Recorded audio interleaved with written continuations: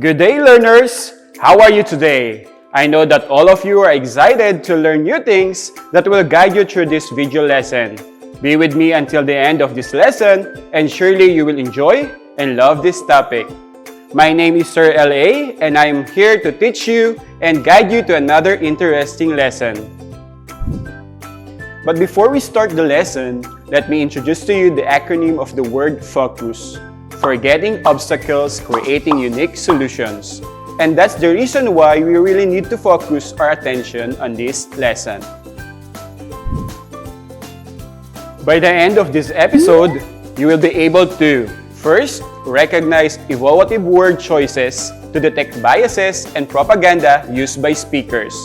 And analyze images to detect biases and propaganda used by the speakers and evaluate ideas and make judgment. Let me do a quick review first. There is bias when a statement reflects a partiality, preference, or prejudice for or against a person, object, or idea. There is also bias when a writer or speaker uses a selection of facts, choice of words, and the quality and the tone of description to convey a particular feeling or attitude. Meanwhile, propaganda is a set of strategies designed to persuade someone to believe in an idea, support a cause, or buy a product. It is designed to influence or manipulate people. It often exaggerates the truth, and it may contain hidden messages. Now kids, let's have another review about recognizing the evaluative word choices to detect biases and propaganda used by speakers. Look at each picture and try to recognize the device used in each of the advertisements, which will be flashed on the screen. Look at the first picture.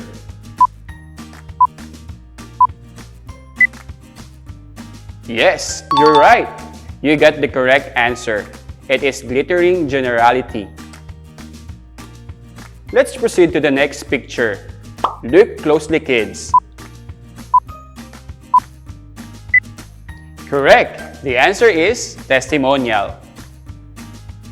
As an intermediate learner, you should know that media like newspapers, magazine articles, and videos often have a bias or agenda behind their message.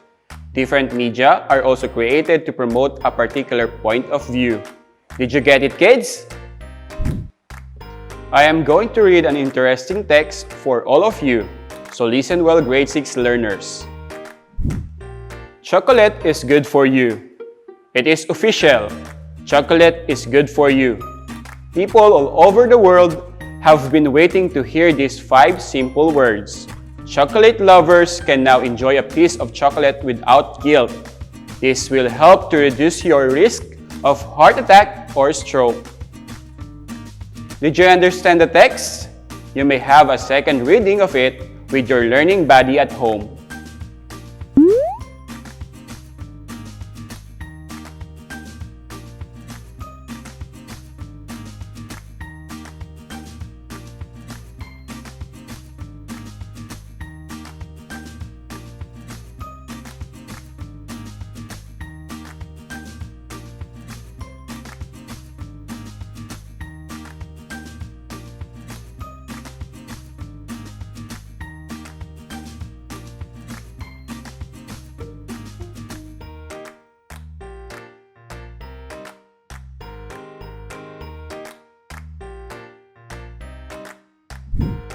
Now, let's talk about the text that we have just read. You may discuss it with your learning buddy at home. What word makes you believe that chocolate is good?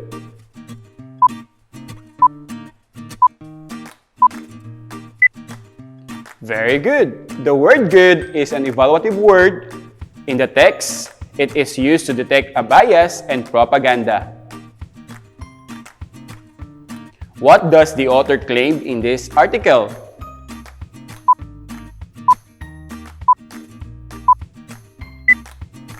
You are right.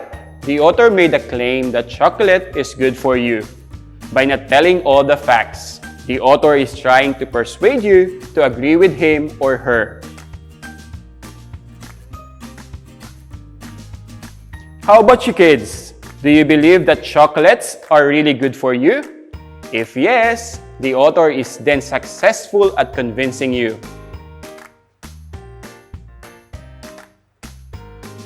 What evidence in the article did you find convincing?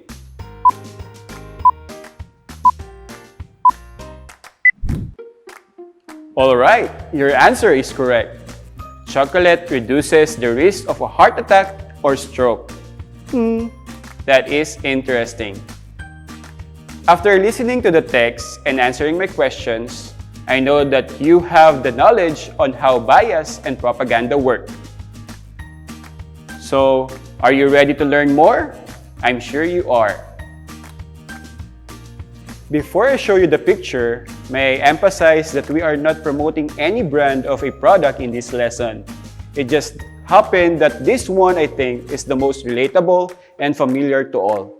Here is the picture, kids. What does the image tell you? What is your reaction to the message that it says to you? Great! The image tells you to choose the product because it is better than the others. And your reaction for this is you feel better because the use of the word better in this advertisement is what triggers a positive reaction. Let's have another activity. You are going to read and analyze each sentence carefully. On your notebook, write B before a sentence which shows bias and NB if not. Number 1. If he is elected, he would be the first person of color in the White House.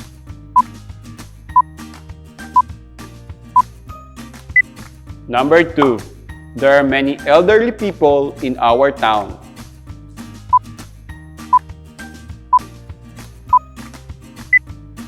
Number 3.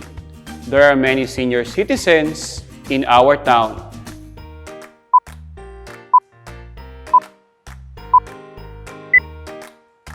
Number 4. He has had a physical handicap since he was 5 years old.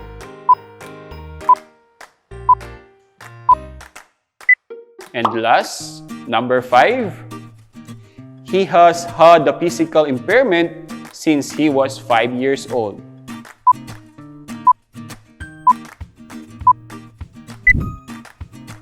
Now, it's time to check your answer, kids. The answer for number 1 is B, because it shows bias. As a sentence, use the phrase the first person of color in the White House. The answer for number 2 is B, because it shows bias. As a sentence, use the phrase elderly people in our town. The answer for number 3 is NB, or not bias, because of the word senior citizens. It speaks of a certain age bracket. The answer for number 4 is B, because of the word handicap or disadvantage. And the answer for number 5 is NB, because it uses the term impairment or condition. That was an awesome job, kids. You are truly catching up with our lesson. This time, you are going to analyze the picture that best describes bias. This time, it's about gender bias. Letter A.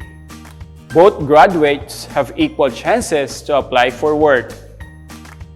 Letter B. Both genders have the same opportunity to be hired at work. Letter C.